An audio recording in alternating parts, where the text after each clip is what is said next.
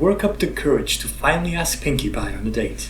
After the singing and the bouncing and the stream of yeses, she stops and looks at you in the eyes, suddenly very serious. Anon, I need you to promise me. Oh. It's a super special fountain level clearance pinky promise, so don't say yes unless you really mean it. You nod slowly, almost afraid of what it might be. She whispers into your ear, as nobody else can hear it. It's fountain level clearance after all. You're surprised at what she says. It's surprisingly simple. You say yes. How hard can that be? She smiles and serious time is over, pulled by the arm down the road to the local Sunday place. Guess the date starts now. Pinkie hasn't stopped talking the entire way. You were a bit overwhelmed, but you knew exactly what you were getting into. So really, you're enjoying yourself. The big smile and cute blue eyes are all you really wanted. Her entire life story, you could have done without, but hey, others would call you crazy, but you really like her voice. So Anon, we getting separate Sundays or one super duper big one and we share it? Your logical side says, get two, mostly because Pinkie will demolish a single one. But it's a date, and you know she wants a lot of ice cream. You opt for the big one. She squeezes, orders it, and gets right back to her story. You try to follow, but hey, ice cream is here. Ponka's appetite does not disappoint. The stuff that hits you tastes good. After she's done gorging, she wants to leave and go for a walk. You don't see why not. The second "sure" leaves your mouth, she's tugging you along. She's so happy, but holy crap, you walk together. Well, you walk, she bounces next to you, still prattling on about stuff. It's got a little non-first date conversation though. She mentions that she wants her first filly to be named, and stuff about wedding cake, all with the same happy smile look. A tiny voice in your head screams for you to abandon ship. It's not that you expected Pinkie to be a flowers, dinner and quiet chat kind of girl, but certainly not the desperate to get married type. She stops and looks at you. Oh, you missed the cue. Blur out yes. She smiles and bounces, saying she loves a guy who wants a lot of kids. Oh fuck. What did you get yourself into? Make it to the lake. Find some place to sit. She's all smiles and happy. You've been thinking of an excuse to run away. Of course sequester you for not having cell phones. You remember when you were in a bad date back home. You text your friend and bam, phone rings, instant excuse. Not here. She giggles at her own joke, then says she wants a pop. You tell her you're okay and she smiles and bounces off. Not the most gentlemanly thing to do, but maybe now you can just come up with a good reason to get away. Forgotten an appointment maybe?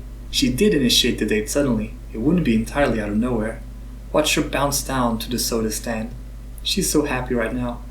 You realize you couldn't handle the look of disappointment if you fed her some BS.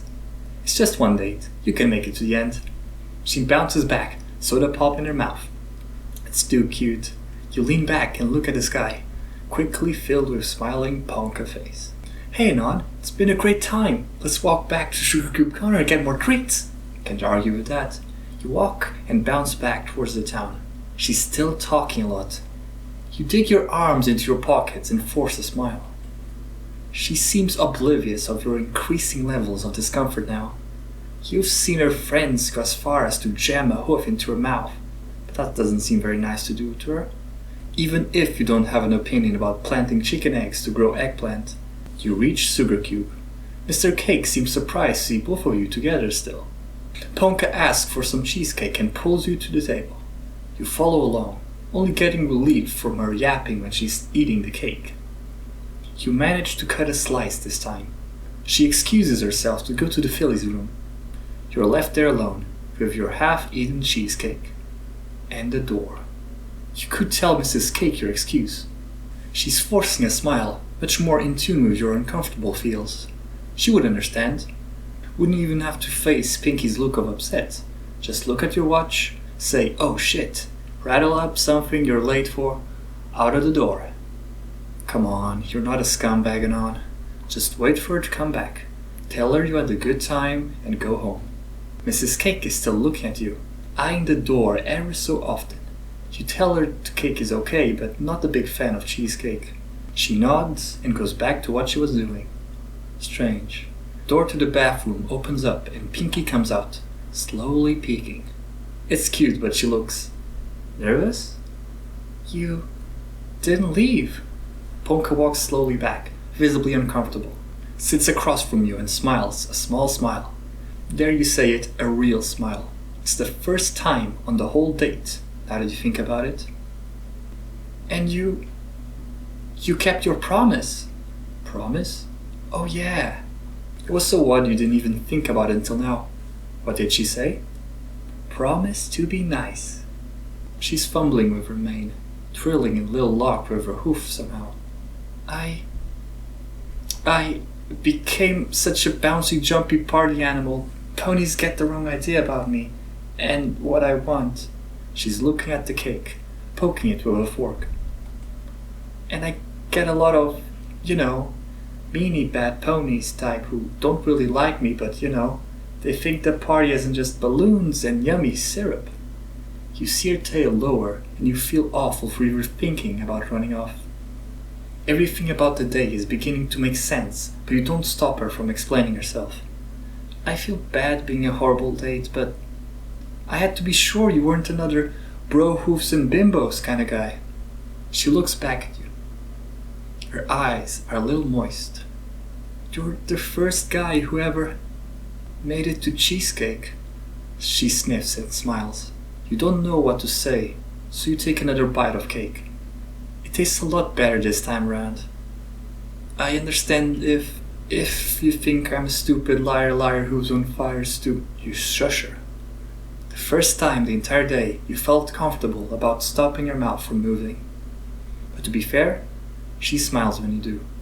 You tell her that you're not entirely thrilled about the act, but you understand her worry regarding not so nice colts. You go on to say if she's willing to forget about it and have a real first date with you. Your turn to talk has ended. Of course, Anon.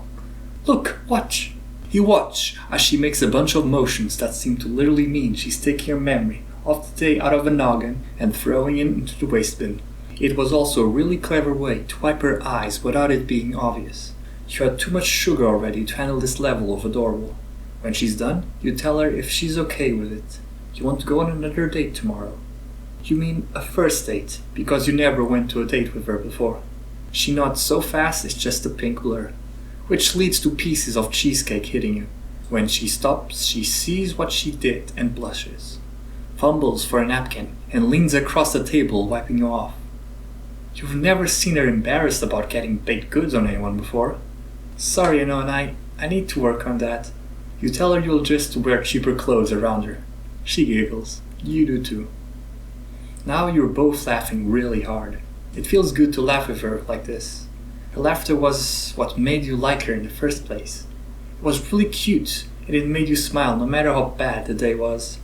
When you both settle down, you decide it's getting late and you should go, but you tell her you'll come here tomorrow to pick her up after her shift. For your first real date. She smiles and leads you to the door. Not before giving you to go a bag full of cookies and other assorted treats. When Mrs. Cake hands them to you, she mouths, "Thank you." She must have seen the bad end of this date so many times before. Pinkie prattles off what is the bag and leads you to the door. Not bouncing, actually walking. She seems unsure of where to stand around you now. You get to the door and a big good night, telling her to dress nice tomorrow. She blushes and gives you a nice long hug. Nothing more than that, of course. Not yet. You start to head home.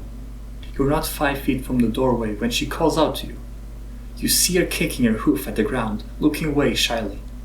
Anon, this is going to sound silly, but I've never, been on a real date before, and you think maybe we can go to that place where he takes her cold friends?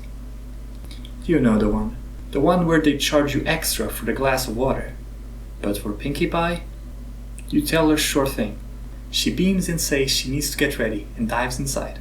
Get ready? Never mind. You don't think about it. Hey, Anon! You made it another 3 feet, but you turn around. Don't forget your promise.